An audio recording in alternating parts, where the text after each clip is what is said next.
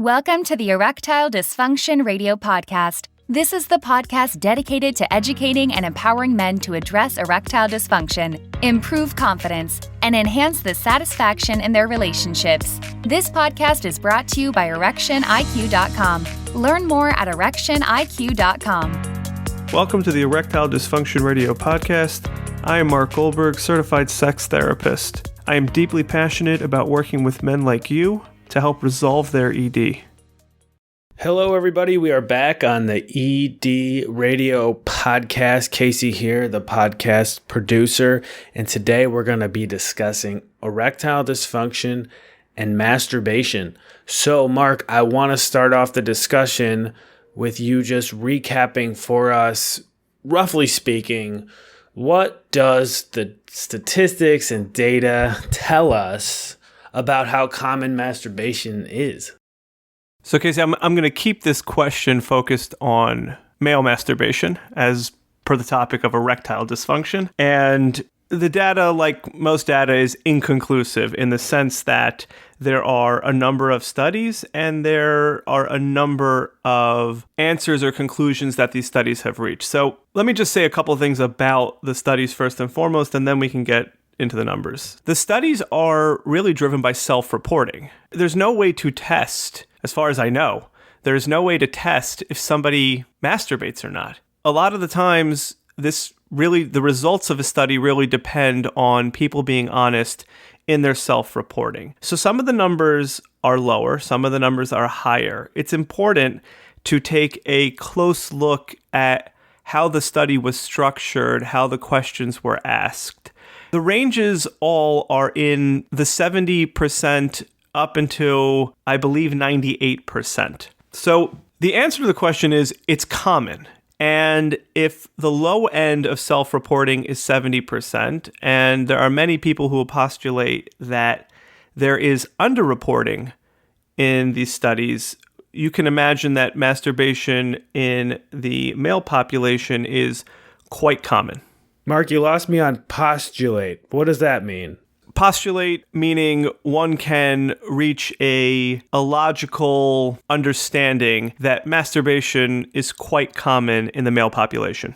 Thanks for clarifying that. Why does it seem like so many men tend to associate masturbation with ED? There is little evidence to support the notion that masturbation contributes to erection problems in and of itself. That is correct. Why do men tend to associate, I believe you asked me, masturbation with erectile dysfunction? I would ask the question a little bit in reverse, and I think that there seems to be an association that a lot of men have that erectile dysfunction is caused by masturbation. And the question is, how did we get there? How did we come to this conclusion or this understanding when there really is little evidence for it?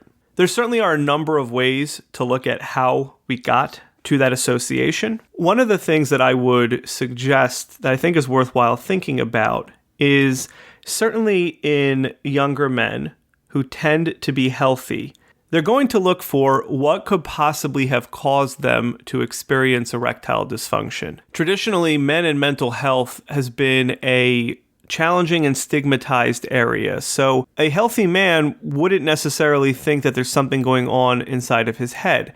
So the next logical conclusion is that, well, he must have done something to cause this. So that means either he did something physically to his body, he caused too much stimulation. For some men, they reach conclusions that it must be some sort of punishment for masturbation. But what I think tends to happen is men believe that they have caused this and they're looking for some sort of answer. And the most glaring or the most obvious place to look is something that they did, which would be masturbation.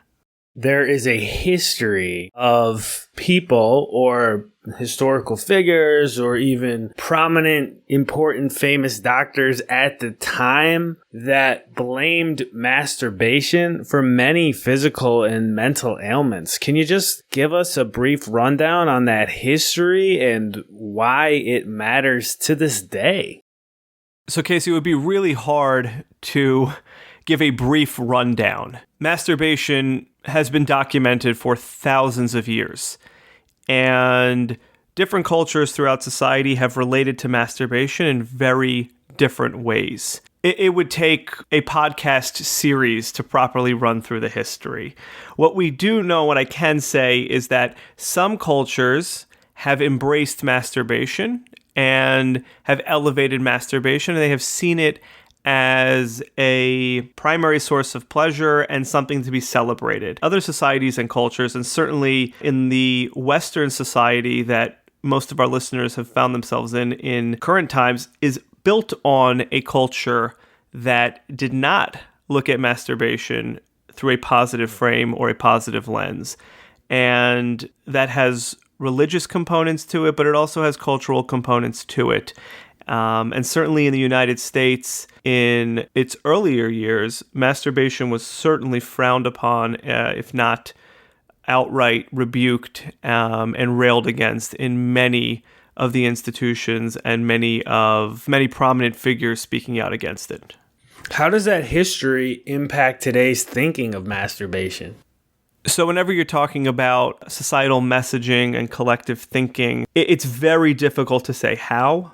I think what we can conclude is that there certainly is an impact. I think for many people, there's a multi-generational process of guilt that's associated with masturbation, a belief that they have done something wrong, that there's some sort of evil in masturbation. And I believe that is something that trickles down over the centuries or over the generations. And even as society shifts, it becomes very, very difficult to genuinely shake some of these thoughts and some of these beliefs. Yeah, that makes a lot of sense. Things are passed down from generation to generation, and it takes a while in some circumstances for that chain to kind of break down, and I totally understand that. So thanks for explaining to the audience and me that. So please discuss guilt in masturbation, because you just mentioned guilt. And what is guilt, maybe from your perspective or from the academic thinking on what guilt is, and maybe you can explain how it all relates back to erectile dysfunction and masturbation. Not a problem. So guilt is an emotional experience that will vary from person to person in terms of how they experience that guilt. I think when we're talking about how guilt impacts erections, again, so we go back to the brain. In order to optimize the environment that you find yourself in for erections, pleasure is a really important ingredient. You've got to feel good about yourself. You got to feel good about being with your partner if this is happening in a partnered setting. You've got to be in a good headspace to optimize the erection environment.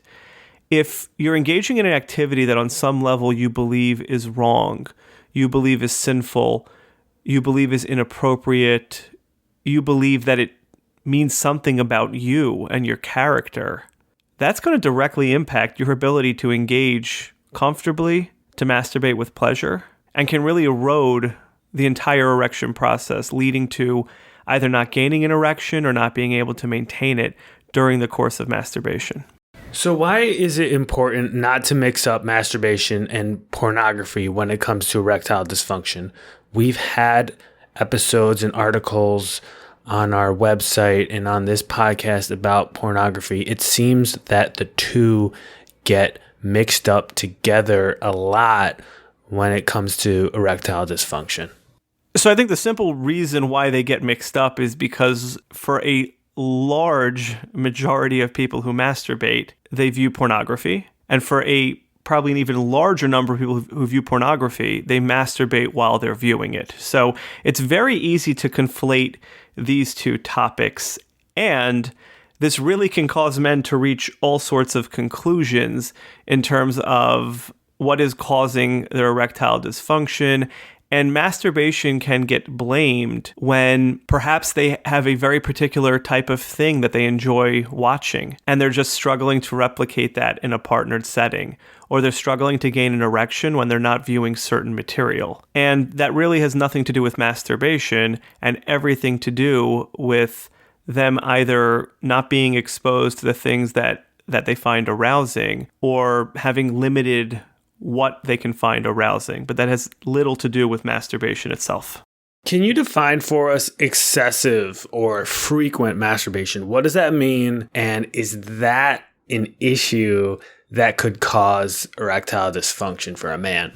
So this is a bit of a gray area. So I can't really define excessive masturbation. I think this varies from person to person in terms of what would be considered excessive. There are no numbers that I can give you. What I can say about it, though, is if you are finding that you are masturbating to the point that it is interfering with other responsibilities and other activities, you are planning around your masturbation, you can't engage with other people, or you need to take a lunch break at a certain time in order to masturbate, and it really is beginning to impact your work schedule, your school schedule, the way you interact with a partner and a friend, that might be considered excessive masturbation. Now, when we talk about excessive masturbation and having a potential link to erectile dysfunction, again, there are two components. So let's first talk about the mental component, and then we'll talk about the physical component.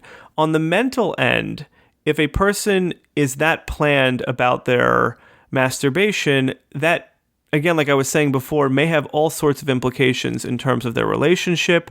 That may have implications about how specific masturbation has become for them. This may indicate other underlying mental health conditions that can impact erections in other ways. So if a person is engaging in excessive masturbation, this may be something they want to look at in terms of why this is happening, to the extent that it is impacting their lives. Now, I want to be clear. If a person finds it pleasurable to masturbate a few times in a day, and it's not physically painful, and it's not disrupting their lives, that's their prerogative. That's their choice if they want to do that. I think it's when it begins to interfere that opens up a more broad question in terms of what is happening inside of this person's mental health, inside of their mind, for their general well-being, that could be impacting erections. So that's on the mental side. On the physical side, again, there is still little evidence that directly links excessive masturbation to erectile dysfunction. It may impact erectile dysfunction in terms of the type of stimulation that a person has become accustomed to, and it may be difficult to get that going in a partnered setting. And that can also be a challenge without excessive masturbation. So not necessarily unique to the frequency of masturbation. When it comes to the intensity that somebody masturbates, in rare instances, a person can experience an injury, or they may have a predisposition to certain conditions that can, over time, impact erections. So if a man notices any changes to coloration, if a man over time is developing curvature in his penis resulting from masturbation, really important to see a doctor. Certainly, if you experience an immediate bruise, if you hear a snap, you need to seek medical attention immediately in those instances.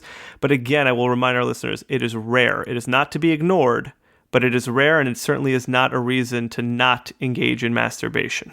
I think we all, as listeners, had a collective shiver of queasiness when you said snap. I'm glad you qualified that by saying it was very rare, because I, for one, did a little shake here in my seat as I talked to you about this stuff.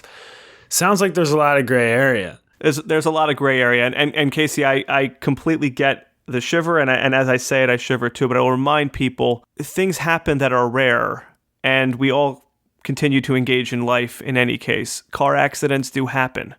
We all get in a car. So I would equate it to that. And I think it's okay to be aware of the way you are engaging with your penis during masturbation. If you are finding yourself to be excessive, or you are masturbating in a way that puts strain or puts particular pressure on the penis that could result in that, find another way. As difficult as that might be, find another way and just be safe about it. But again, these are extremely rare instances, and if it does happen and you seek medical attention, for the most part, you can prevent any permanent damage. Any final words on masturbation and erectile dysfunction before we wrap it up here today? Masturbation is not a health issue. It's not anything to be concerned about.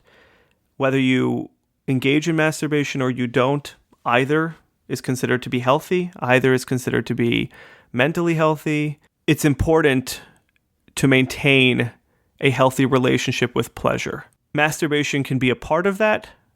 Masturbation can also hinder pleasure. I think men need to examine what their relationship is with pleasure, how that impacts the way they feel about themselves, and what they want to do about that impact in order to be able to have long-term healthy erections. Thanks for listening to the Erectile Dysfunction Radio Podcast. For more information on today's topic and understanding how the mind impacts erectile dysfunction, please visit erectioniq.com. That's erectioniq.com.